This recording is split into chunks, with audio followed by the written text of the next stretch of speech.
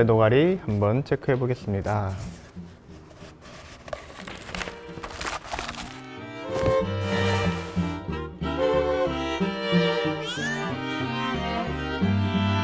군의관들끼리 부대에 따라서 친해진 군의관들도 있고 또 먼 사람들끼리도 우리가 이제 커뮤니티가 있어가지고 모이는데, 군의관 커뮤니티를 만들어서 어떻게 졸지에 운영을 하게 된 게 있고, 거기 사람들이 많은데 많은 군의관들이 비슷한 상황이 있다 보니까 같은 취미나 관심사를 가진 사람들이 이제 작은 새끼방을 만들게 된 거죠. 파생방을 만들어가지고, 그래서 그 방에서 이제 운동을 또 좋아하는 방이 있어요. 그래서 저는 운동을 되게 못하고 해야 되겠다라고 생각만 했고, 이렇게 해서 이제 운동 좋아하는 방에 갔고, 또 그게 한 모임에서 여러 사람들이 이렇게 방을 만들다 보니까 막 지인들끼리 되게 많이 겹쳐. 강 원장님이랑 제 사이에도 지인이 좀 있고, 그리고 공교롭게 또 이제 운동방에서 같이 운동을 하면서 만났는데, 그걸 시작으로 만났지만은 꽤나 나이가 들고 만나는 친구랑 속내를 나누고 인생사를 나누고 하는 게 쉽지 않은데, 잘 맞아서 빨리 대화를 나누고 친해지고, 옛날에 또 대구 있었어. 대구 있다가 서울 오면서 서울로 이제 와서 일을 하게 되면서 가까이 살게 되고, 그러다 보니까 더 자주 만나고 더 공통의 관심사도 많이 생기고 같이 많이 이야기 나누게 되고, 그렇게 하면서 지금은 아주 베프가 되었죠. 일단 저 같은 경우는 절친이 되려면 어떻게 해야 되나 생각을 좀 해봤어요. 강교화의 절친이 되는 방법의 비결을 알려드립니다. 꼭 내 절친이라기보다는 그냥 사람들 나를 사이에서 토대로 생각을 해봐서 일반론적으로 어떨까 생각을 해봤는데, 진화심리학적인 관점이 되게 설득력이 있더라고요. 여기서 핵심은 신뢰. 친구라는 게 왜 필요하냐? 사람은 혼자 살아갈 수가 없어요.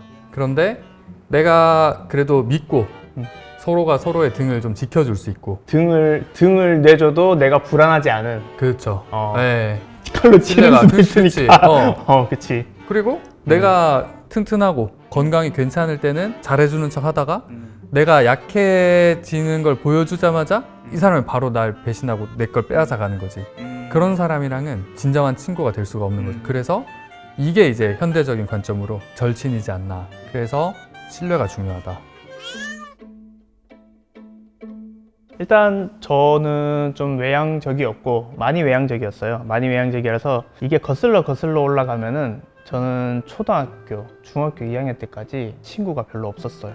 사람들이랑 즐겁게 지내는 방법에 대해서 잘 몰랐고, 우연치 않게 되게 친화력 좋은 친구 한 명을 친구로 두게 돼서 그 친구의 행동을 따라해봤어. 사실은 따라해보니까 친구가 생긴 게 너무 신기한 거야. 나의 첫 어떤 사회화를 그 친구가 예시로 보여주면서 도와줬고, 그 전까지 나는 그런 걸 되게 못하는 사람이었고, 뭐 지금도 잘하진 않지만은 옛날에 너무 못해서 친구마저도 잘 없었고, 어떻게 보면 다툼도 잦았고, 사람들이 원하는 행동이라는 게 있고 나에게 대해서 바라는 거, 내가 그거를 할 수 있는 행동이고 내가 즐거운 행동이고, 그게 맞아떨어지면 되는 것 같아요. 근데 옛날에 그걸 몰랐고, 그걸 알게 된 후에 그거를 실행을 해보니까 이런 긍정적인 피드백이 생기면서 좋은 친구들이 생기는구나 하는 경험들이 계속 좋은 이 흐름을 타고, 딱 기억나는 게 중학교 2학년 때인가 3학년 때부터 친구가 되게 많아졌어요. 인턴 때 생일날 커다란 레지던스를 빌려서 50평? 60평? 거기에 제가 아는 모든 사람 다 불렀어요. 심지어 사촌 동생들까지 막 불렀어. 나는 다 부르고, 야 너네 다 같이 모여 놀아 이랬는데, 한 5, 60명 부르니까 이 사람들이 왔다 갔다 하니까, 근데 많을 때는 동시에 3, 40명이 있는 거야. 근데 야 너네끼리 재밌게 놀아, 나 알잖아, 니도 나 알고 니도 나 아니까, 야 너네 인사하고 알고 지내면 되는 거 아니야 이랬는데, 사람들이 그걸 어색해하더라고. 소개는 다 해줬어요? 내가 너무 많으니까 소개를 못했지. 내가 들어보니까 이게 약간 아메리칸 스타일이야. 그러니까 파티를 주최하잖아요. 파티 주최해서 또 거기에서 또 사람들끼리 만난단 말이죠. 근데 그때 내가 소개를 해줘야 되더라고. 그러니까 이걸 해야 돼. 얘는 누구고 얘는 누구 해줘야 되는데 나는 너라 이렇게 해버리니까. 영화 보면 그렇게 하잖아. 호석, 가르시아, 호석. 이거 이걸 해줘야 된다. 그걸 해줘야 되는데 이걸 해야 된다. 몰랐던 거지. 그래서 이제 호스트가 술 마시고 놀면 안 되더라고. 호스트가 많이 바빠야 돼. 근데 저는 그냥 놀았어요. 선을 넘을 때라고 생각을 하거든요. 근데 선을 넘는다고 하면은 한편으로 너무 식상한 표현이기도 하고, 선 넘는다는 얘기도 많이 하니까 조금 어떤 얘기인지 구체적으로 잘 이해가 안 되니까 달리 표현을 하자면, 이 사람이 선을 넘어서 나한테 숨겨뒀던 적의를 드러낸다, 적개심을 드러낸다. 그러면 이런 느낌이 그 들 때. 전제는 적개심을 가지고 있는 사람이어야 되는 거네. 없다가도 수틀리면 생길 수 있는 거죠. 감춰놨던 걸 수도 있고. 감춰놨던 거. 그건 싫다, 그지? 손절 기준이 크게 다르진 않는데 강 원장 얘기한 거에 사실은 너무너무 공감을 해. 나는 그전까지 선을 넘는다, 나도 선을 넘는다라고 이제 좀 짧게 생각을 했었는데, 저는 그때 살면서 손절을 막 이렇게 사람 손절을 많이, 손절이라는 게 조용히 이제 쟤랑 연락 안 해야지 뭐 이런 것보다는 진짜 야 이제 우리 미안하지만 그만하자 이런 게 손절이라고 쳤을 때는 아닌가? 그 소극적인 손절도 손절인가? 어떻게 해야 손절이죠. 되지? 소극적인 손절도 손절이에요. 멀어져야겠다 마음 먹고서 거리를 두면 손절이지. 그러면은 그거는 나는 좀 같이 만났을 때 발전적이고 건강하고 유쾌하고 그런 쪽의 대화에 반대쪽에 있는 대화를 자꾸 하게 되는 친구는 조금 멀어지겠죠. 근데 기빨리는 거? 좀 적극적인 그런 손절의 경우에는 적개심 혹은 이 부분은 나 정말 안 건드렸으면 좋겠는데 이거를 너무 쉽게 내가 참을 수 있을, 그러니까 넌 참을 수 있을 거야, 너 이 정도 나한테 용납해주지 않아? 이런 거에 대한 생각이 달라가지고 그냥 너무 툭 건드리는 경우에는 결국 그거는 아까 얘기한 예의 혹은 서로 간의 매너 혹은 서로 간의 적절한 거리 이런 것들을 뭔가 나와 너무 다르게 생각하는 거겠죠. 근데 그런 게 하나 있을 때는 뭐 손절의 요소가 될 수 있을 것 같기는 해요.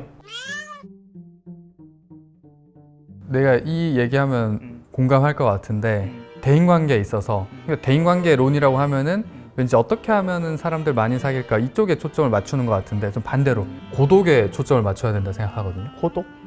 고독이라는 건 참고로 외로움이랑 조금 다른 겁니다. 외로움은 좀 비자발적이고 결핍에 대한 것이고, 고독은 자발적이고 조금 더 내면에 집중하는 거고.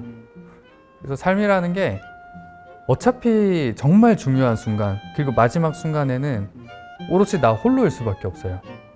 그래서 인간은 어차피 고독하다는 걸 좀 받아들이고 홀로서기가 돼야지, 그래야 그 다음에 주변에 좋은 사람들이 모여들 수 있다고 생각하거든요. 조금은 공감을 하는 게, 제가 예전에 약속을 일요일 이런 때 시간 비는 날 막 3개, 4개씩 잡은 적이 있어요.